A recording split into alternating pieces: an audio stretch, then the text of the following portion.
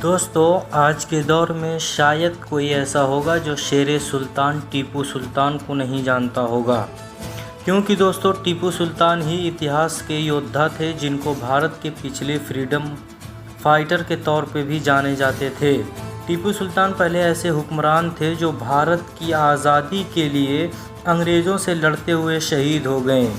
इसके अलावा टीपू सुल्तान को भारत का पहला रॉकेट मैन माना जाता है, क्योंकि दोस्तों भारत देश में लड़ी जाने वाली जंगों में टीपू सुल्तान ने ही सबसे पहले टेक्नोलॉजी का इस्तेमाल किया था। टीपू सुल्तान जब तक ज़िंदा रहे थे तब तक लगातार अंग्रेज़ों का मुकाबला करते रहे। टीपू सुल्तान की ज़िंदगी का एक एक लम्हा भारत के देश को अंग्रेज़ों से आज़ादी दिलाने की कोशिश में ही गुजरा था, और आखिरकार जब धीरे धीरे अंग्रेज़ों को ये महसूस होने लगा कि ये अब उनके लिए टीपू सुल्तान को हराने के लिए कोई हल ही नहीं, नामुमकिन सी हो गई, तो फिर उन लोगों ने टीपू सुल्तान को हराने का एक दूसरा तरीका निकाला था, और उन लोगों ने टीपू सुल्तान के महल में मौजूद मीर जाफ़र जैसे लालची लोगों को ख़रीदना शुरू कर दिया था।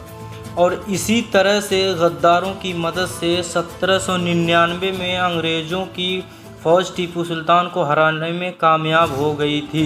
दोस्तों, टीपू सुल्तान की कही हुई वो बात जो आज तक लगभग सभी इतिहासों में मौजूद है, वो थे शेर की एक दिन की ज़िंदगी गीदड़ की ज़िंदगी से कहीं बेहतर है।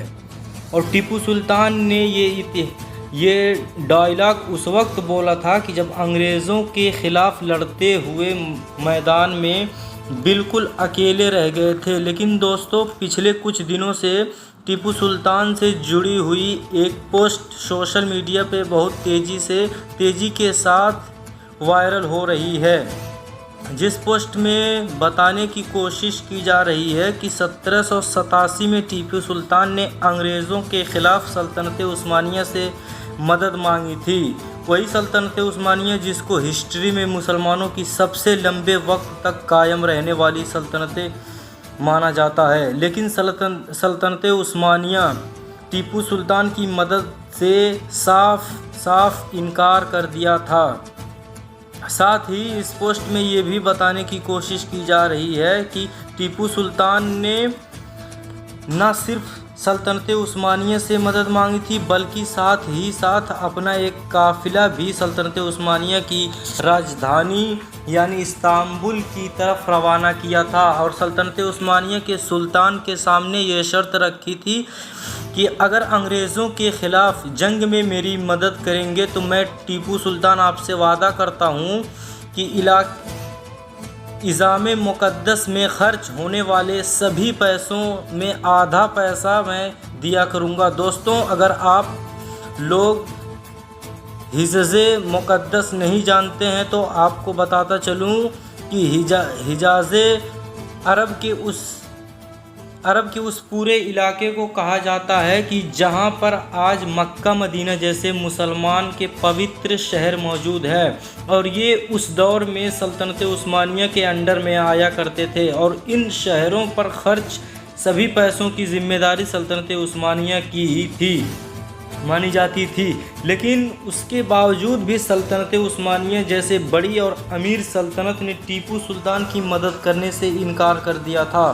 तो दोस्तों, आपको बताते चलें कि इस तरह के पोस्ट करने वालों को हिस्ट्री के बारे में कुछ नहीं, सिर्फ एक पहलू को जाहिर कर रहे हैं, क्योंकि दोस्तों इस बात में कोई शक नहीं कि 1787 में टीपू सुल्तान ने अंग्रेज़ों से लड़ने के लिए सल्तनत उस्मानिया से मदद मांगी। लेकिन कहा जाता है कि बिला किसी वजह के सल्तनत उस्मानिया जैसी अमीर और ताकतवर सल्तनत ने टीपू सुल्तान की मदद करने से इनकार कर दिया था। ये इतिहास के साथ नाइंसाफ़ी होगी, क्योंकि अगर आप लोग इतिहास के पन्नों को पलटने की कोशिश करेंगे तो आपको ये मालूम चलेगा कि जिस दौर में टीपू सुल्तान ने सल्तनत उस्मानिया से मदद की गुहार लगाई थी, वो दौर था सल्तनत उस्मानिया खुद से भी ज़्यादा कमज़ोर हो चुकी थी। न सिर्फ कमज़ोर हो चुकी थी बहुत सारी यूरोपियों के साथ जंग कर रही थी। ऐसी जंग जिसमें वो हार की कगार पर खड़ी हुई थी। और इसी दौर में जहां एक तरफ टीपू सुल्तान ने सल्तनत उस्मानिया से मदद मांगी थी, तो वहीं कुछ तरफ सल्तनत उस्मानिया ने भी कई छोटे छोटे सल्तनतों को चिट्ठी लिखकर माली मदद मांगने की दरख्वास्त की थी।